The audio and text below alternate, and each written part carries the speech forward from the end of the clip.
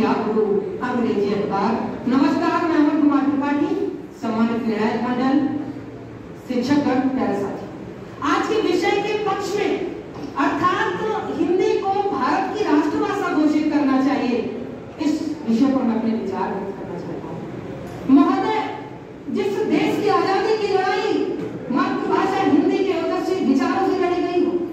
जिस देश के प्राचीन काल से लेकर के अब तक के लोग हिंदी और उससे जुड़ी हुई संस्कृत भाषा का इस्तेमाल करते हो, जिस देश का राष्ट्रगान राष्ट्रगीत हिंदी भाषा में लिखा गया हो, और इतना ही नहीं, जिस देश में सर्वाधिक लोग समझते हो, हिंदी को बोलते हो, उस देश की कोई राष्ट्रभाषा न हो, और जब हिंदी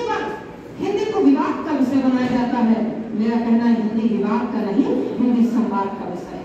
आज 100 करोड़ से अधिक लोग हिंदी को बोलते हैं। हर 5वां व्यक्ति, 20% लोग, दुनिया की आबादी की 20% लोग हिंदी का उपयोग करते हैं। और हाल ही के एक असम का सम्मेलन चल रहा था, दिग्गज उद्योगपति रतन टाटा जी जो ये बोल रहे थे कि मैं हिंदी में नहीं बोल सकता, मैं अंग्रेजी में अपनी बात बोल रहा हूँ, लेकिन वो सबको पूरे देश में प्रचारित है वीडियो। अंततः वो भी टूटी भाषा अपनी हिंदी पर आ गए और हिंदी में विचार व्यक्त करते हैं। हिंदी हमारे मन की भाषा है, हिंदी हमारे अंतर्मन की भाषा है, और ये प्रमाणित है, इतिहास में लिखा है। महोदय,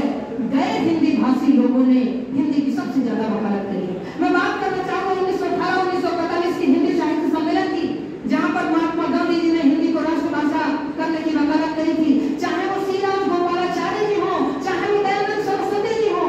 ये सब अंग्रेजी भाषी लोग या गैर हिंदी भाषी लोग थे, इन्होंने हिंदी की वकालत करी है। और इतना ही नहीं, मैं किसी राजनीतिक व्यक्ति का नाम नहीं लेना चाहता, लेकिन गुजरात से आए हुए एक व्यक्ति ने 2014 के बाद पूरे लोकतंत्र को हिंदी भाषा में अगर जीता है, तो ये हमारे मातृभाषा की ताकत है। आज बच्चा जन्म लेता है, जन्म लेने के बाद वो अंग्रेजी भाषा का माँ और डैड नहीं स्वीकार करता, उसके रोने की आवाज भी हिंदी भाषा में प्रसारित होती है। और अगर संवैधानिक प्रावधानों की बात करें तो अनुच्छेद 343 में संघ की राजभाषा को हिंदी के रूप में माना गया है। जो हमारे प्रतिपक्षी वक्ता मित्र ये बता रहे हैं कि भाषाई विभाजन हो जाएगा और मारकाट शुरू हो जाएगी, मैं अपने प्रतिपक्षी वक्ता मित्रों को बहुत प्यार से बताना चाहता हूँ, जिन राजनीतिक दलों की आप बात कर रहे हो, उनका जीवन में हिंदी भाषा पर टिका हुआ है, और हिंदी भाषा में बोलकर गाँव के ग्रामीण अंचल तक अपनी बात पहुँचाते हैं, तब जाकर जनमानस की वोट पाते हैं। उन राजनीतिक दलों की दुहाई न देते हुए आज हिंदी को विवाद का नहीं, संवाद का विषय बनाया। इतना ही नहीं, अनुच्छेद 345 में ये स्पष्ट रूप से कहा गया है कि संघ या राज्यों के बीच संवाद, 346 में भी क्या भाषा होगी, राज्य की राजभाषा,